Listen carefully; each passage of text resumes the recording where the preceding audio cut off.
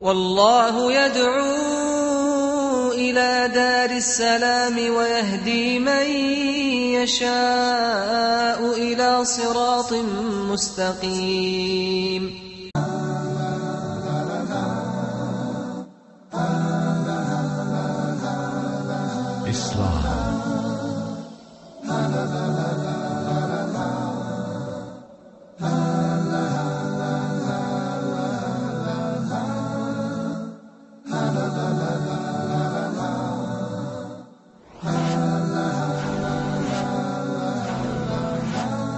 Islam 101. Bismillah wassalatu wassalam ala rasulillahi amma ba'd. Welcome once again to a new episode of Islam 101, and I'm your host, Abu Usamah Adh Dhahabi. We have with us our respected panel of students of knowledge and our respected friend and colleague, Nick, who is still interested in the religion of Al-Islam. May Allah Azza wa Jal guide him to this deen. Today, inshallah, we're going to deal with some verses from the book of Allah, the Qur'an. And the Qur'an is the greatest miracle that Muhammad has been given by Allah.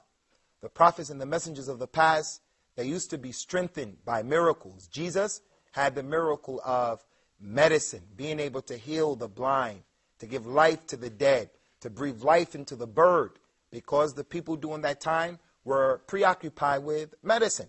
So he came with a miracle similar to what his people were known for, by Allah's permission, not on his own accord. And similar, Musa, he was dealing with the people, Moses was dealing with the people of Egypt, the Pharaoh of Egypt, who were extremely gifted as it relates to magic. And Moses brought that which was the truth, which defeated the magic, and it seemed to be something similar to magic, but it wasn't magic. It was the truth from Allah. So Allah used to strengthen his prophets and messengers with miracles. Rasulullah sallallahu alaihi wasallam had a number of miracles. He pointed to the moon and the moon split, and we believe that.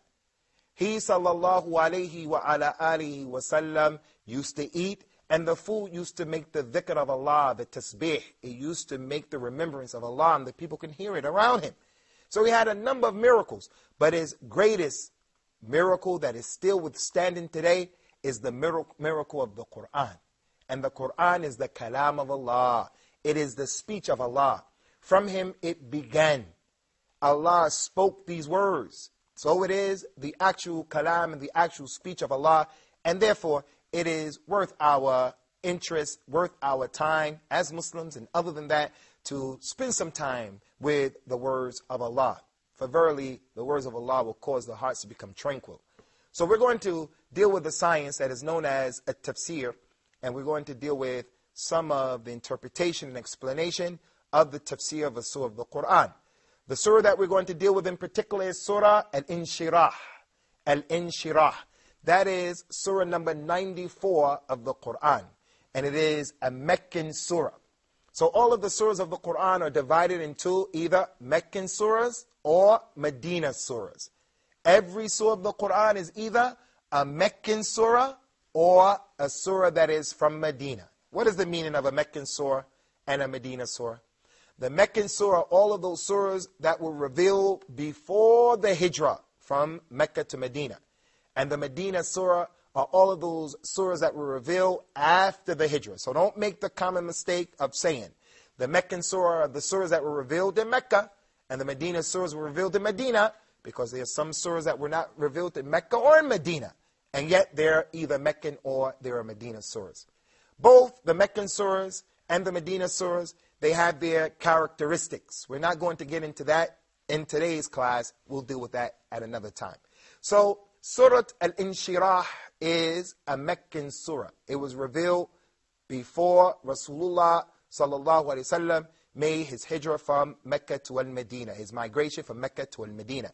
And it's one of the smaller surahs of the Qur'an. Small in terms of the size, but it is large in terms of the meaning. And the Prophet said, sallallahu alaihi wasallam, "Urtitu khamsa, lam yu'tahunna ahadun min qabli." I have been given 5 things that no other prophet was given before me. And from those things he says, "Urtitu jawam al-kalam." I've been given the jawami' al-kalam, the ability to say something small, but it has far-reaching implications. That is in his actual speech, and obviously if his speech is like that, then what about the Qur'an? So, Surah Al-Inshirah is a smaller surah, but in its meaning and its implication, it is expansive. And that's what it means. If someone were to ask you, Al-Inshirah, what is the meaning of it? It means the expansion of the breast. The expansion of the breast. Allah said in the first ayat, and the word Al-Inshirah comes in the first ayat, Ya Muhammad, didn't we expand for you your breast? That was a favor unto Allah. A favor from Allah unto Rasulullah sallallahu alaihi wasallam, and that Allah expanded for him his breast. This has two meanings.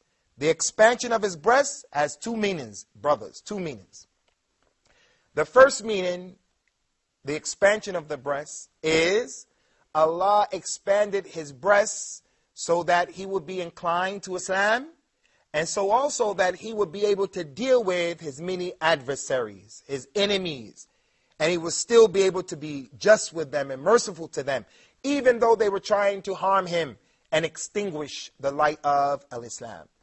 Because whenever you come with Al-Islam or you try to tell people to do right, there are people who are going to stand against you. If you're giving dawah and you're calling for other than Allah, you may get angry and you may fight back, you may push back. But if you're giving dawah to Allah, you're going to be patient. You're going to eat humble pie. You're going to be a person with humility for the sake of Allah. That's if your dawah is for Allah.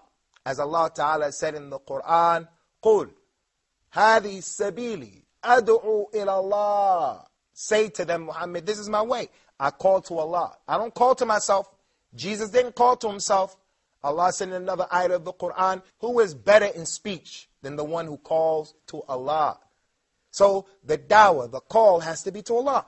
When a person is teaching so that people can know who Allah is, when he sees something from that individual, what he doesn't like, he doesn't take it personal. So Allah Ta'ala is mentioning in this first ayat how he opened Rasulullah's breast, sallallahu alayhi wasallam. As he said in another ayat of the Qur'an, anyone who Allah wants to guide, Allah opens his chest to Al-Islam. Allah will open his chest if he wants to guide him. So what happens is, before a person becomes a Muslim, he looks at the Muslims and he says, you have to pray 5 times a day? I don't think that I can wake up early in the morning and pray at that time. I don't think so. The woman says to herself, I see how the Muslims cover their faces and they cover themselves, they cover their bodies, the Muslim woman, and it's hot in places like Egypt and other than that. I don't think that I can never dress like that.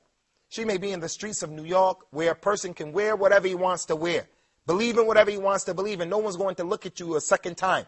But the person says, if I become a Muslim, they're going to make fun of me. They're going to ridicule me. But if Allah wants to guide that individual, Allah opens his breast to Al-Islam as a favor unto him. So that is the meaning of the first ayat. Alam nashrah laka sadrak. Didn't we open your breast and we made it so that you can tolerate your enemies? Rasulullah sallallahu alaihi wasallam was calling the people to la ilaha illallah, to worship Allah. He didn't want their money. He didn't want to be a king over them. And yet the people treated him very unkindly. One man in particular by the name of Dhul Khuwaysira, and his children are present today. 1,423 years. His afrah, his baby chicks are present today. Those people who kill people indiscriminately and they blow people up, they're from the baby chicks of this man, Abu Khuwaysira. Anyway, this man, he grabbed Rasulullah by the collar, sallallahu alaihi wasallam, and he twisted his collar and he said, Ya Muhammad, give me some more money. Give me some more money. You would have thought that Rasulullah would have told one of his companions, kill this man. For someone to take Rasulullah and to manhandle him like that is kufr. For you to take this Qur'an and just to rip the page out or to throw it across the floor is kufr. And look what we find happening now today, where Muslims are being imprisoned. People who say that they respect democracy and people's freedoms and civil liberties, they take the Qur'an, the Kalam of Allah, and they flush it down the toilet. For no other reason other than they don't respect our religion. If you accuse a man of doing a crime, that's one thing. That man still has rights. in every society. And this is a holy book that shouldn't be flushed down the toilet or disrespected. Even the Bible, the Muslim cannot take the Bible and throw it down in the toilet, because inside of the Bible are certain things that are the truth. And even though we don't take that book as being the book that is from Allah that should be followed right now, we still can't disrespect someone else's holy book. So where's the democracy? Where's the freedom? Where's the rights of the people? Ala kulli hal. Anyway, as it relates to this first ayat, the first way we understand opening the chest is, didn't we open your chest, Ya Muhammad, and we guided you to al-Islam, and we also made you a person who can tolerate your enemies? That's the first meaning. The second meaning of this ayat, Alam nashrah laka sadrak, means Rasulullah sallallahu alaihi wasallam had his chest open 2 times. He had his chest open physically 2 times. Open heart surgery, without anesthesia and without any tools. Why? The Muslim doesn't find that impossible, nor does he find it difficult to believe. The creator of the heavens and the earth, that's easy for him. If he wants to do something, all he says is be, and it becomes. The first time that his chest was open was when he was a young lad of about 5 or 6 years old, and he was in Mecca. He was playing in the desert with some children from Mecca, and a man came, and the man happened to be an angel, but the children didn't know that. The children thought it was a man. They took Rasulullah sallallahu alaihi wasallam, this man, and put him on his back, and then he started to open up his chest. The children saw it and they ran away. They went to the people in Mecca and said, there's a man there, he's killing Muhammad, he's killing him. Rasulullah said sallallahu alaihi wasallam, when the angel opened up his chest, he took his heart out, and he took from his heart a khayt, a piece of string. And then he said to Rasulullah sallallahu alaihi wasallam, هَذَا حَظُّ الشَّيْطَانِ مِنْكَ. This is the part of shaitan that was inside of you. And he took it out, and then he washed his chest with the Zamzam water and put it back in the heart of Rasulullah sallallahu alaihi wasallam and sewed his chest back up. Alam nashrah laka sadrak. So that was the first time that his chest was open as a favor to him. What was the favor? The ni'mah, or the favor, was that his heart was washed and the string of shaitan was taken out in preparation for him to leave a hayat tayyiba. He led a life from when he was young, and the people knew him to be a righteous person. As he grew up amongst the people in Mecca, they knew him as Muhammad al-Amin. They didn't know him as Muhammad a criminal, Muhammad the one who stole the money. He was Muhammad al-Amin. So we'll come back, inshallah ta'ala, in the next segment of this episode to continue the explanation of this verse and the verse that comes after it. And may Allah make it easy for us and easy for you. Islam 101. The Prophet ﷺ have informed us that we should not obey no one on the account of disobeying Allah subhanahu wa ta'ala. So the superiority is to Allah's command. So if the husband tells his wife that I want you to shake hands with my colleagues, with my business partners, no, even if it leads to divorce.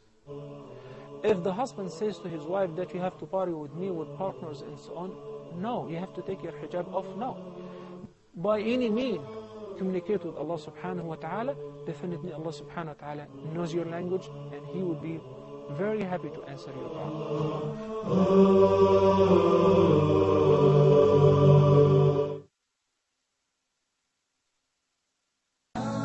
Islam 101. Welcome back, viewers, Ikhwani fillah. As we've been mentioning in the first part of today's episode, we've been discussing Surah Al-Inshirah, and we're dealing with the first ayat concerning the opening and the expansion of the breast of Rasulullah sallallahu alaihi wasallam. The second time that his chest was opened was when he became a prophet and a Nabi in a famous incident known as Al-Isra wal-Mi'raj. He sallallahu alaihi wasallam was sleeping in the house of his aunt Hani, who was in Mecca, and the angel came to him while he was sleeping, and the angel opened his chest and took his heart out and washed it with Zamzam water again. And then his heart was put back into his body. And then he was given a choice, sallallahu alaihi wasallam. He was given a choice of choosing between milk or khamr. And in another narration, between honey or khamr. Rasulullah sallallahu alaihi wasallam quite naturally chose the milk or the honey, and he left off the khamr.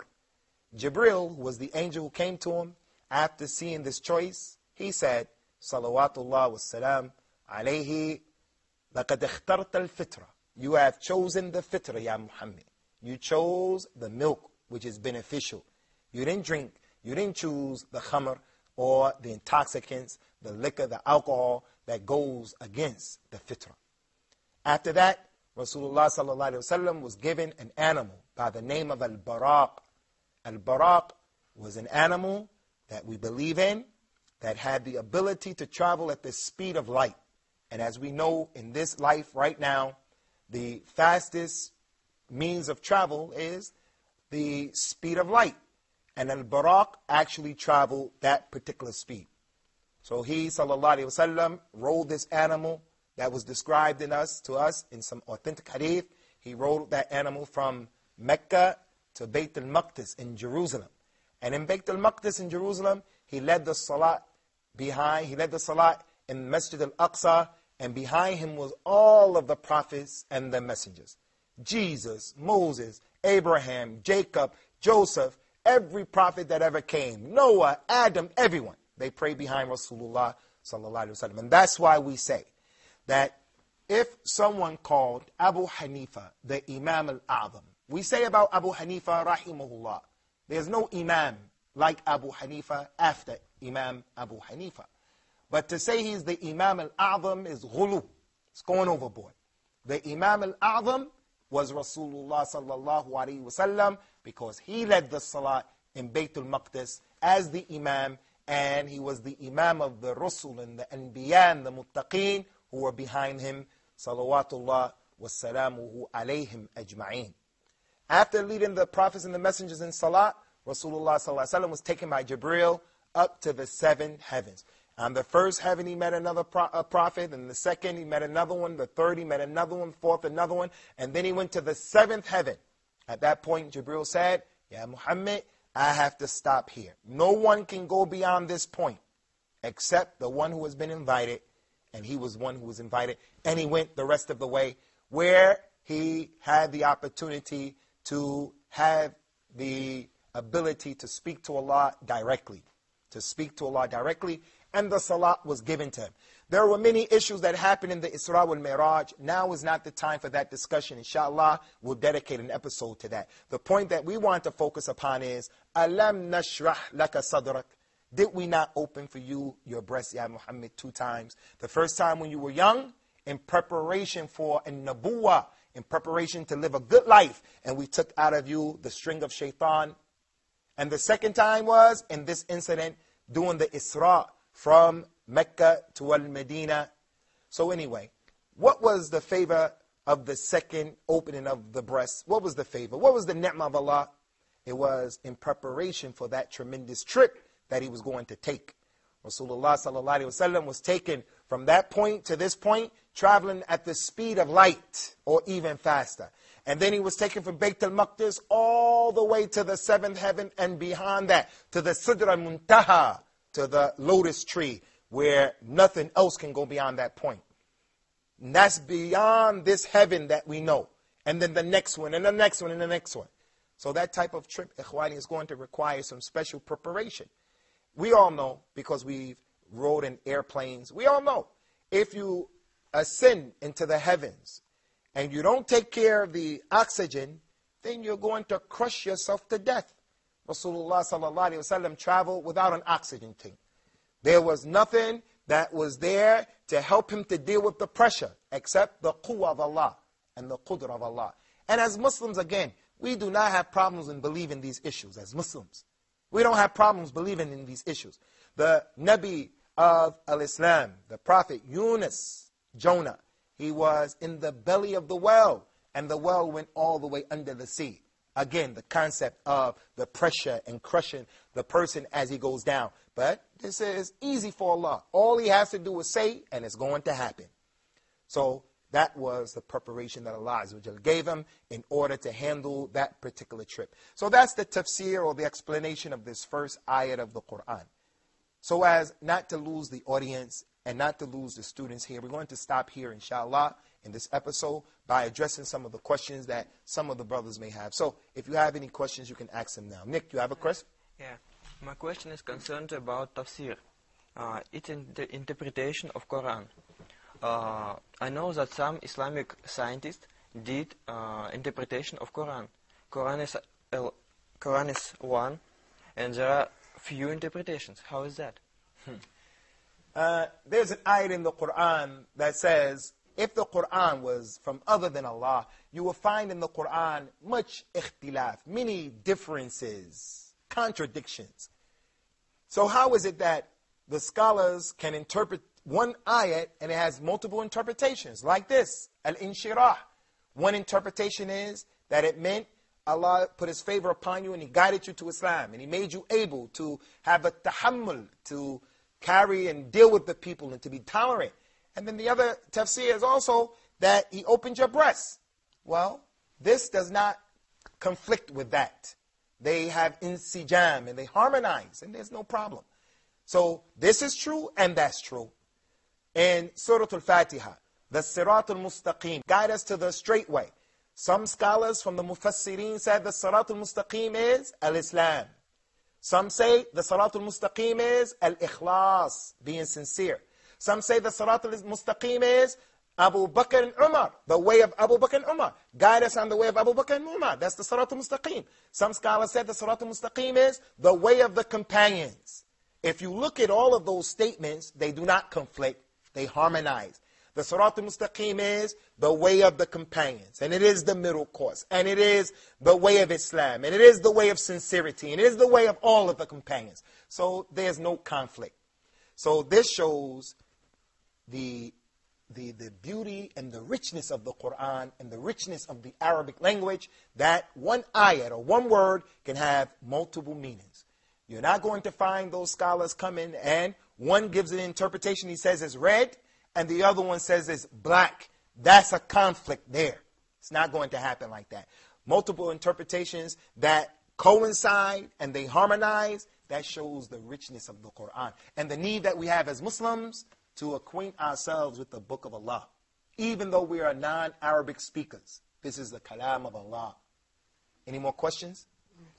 My question is that, as you said earlier, that Quranic surahs are classified into two, Meccan and Medina surahs. What is the difference between these two classifications? That's a good question, Saleh. I didn't see you writing that down, and I was wondering to myself, is Saleh going to miss this point or not? And I was going to ask you, mashallah. Excellent job. As it relates to the surahs being classified as Meccan surahs or Medina surahs, both of them have their peculiar characteristics. And those characteristics took into consideration the condition of those two different periods. The Meccan surahs are surahs that deal with the tawheed of Allah, letting the people know who Allah is and who Allah isn't. When Rasulullah came, sallallahu alaihi wasallam, with the call of al-Islam to the people of Mecca, they didn't believe in Allah correctly. They didn't believe in Yawm al-Qiyamah.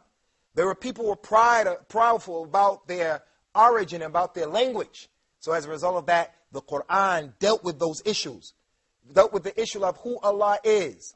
Allah is one. He is self-subsistent. He doesn't beget, nor is He begotten. قُلْ يَا أَيُّهَا الْكَافِرُونَ لَا أَعْبُدُ مَا تَعْبُدُونَ. All of these ayats were revealed dealing with the condition of the people at that particular time. Similar to that are those ayats and those surahs that begin with the haruf al-muqatta, alif, lam, mim, yasin, taha.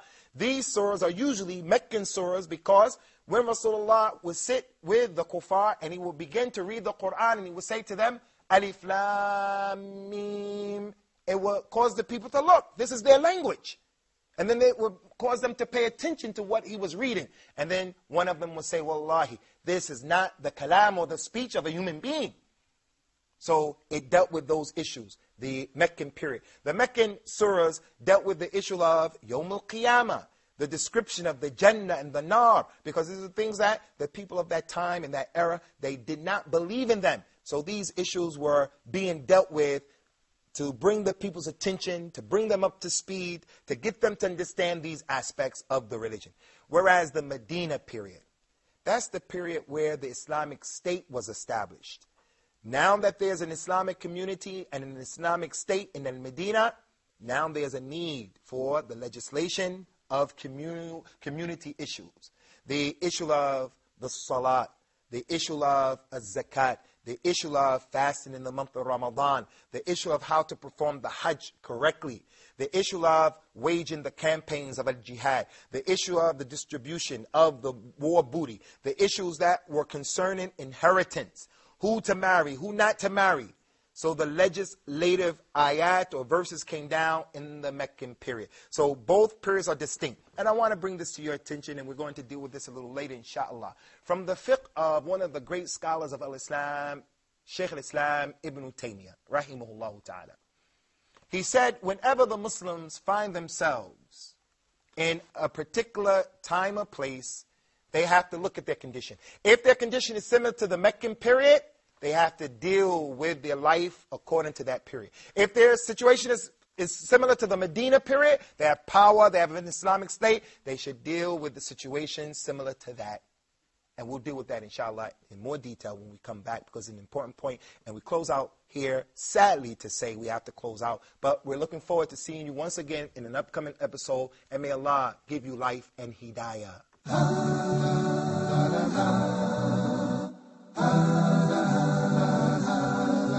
Islam.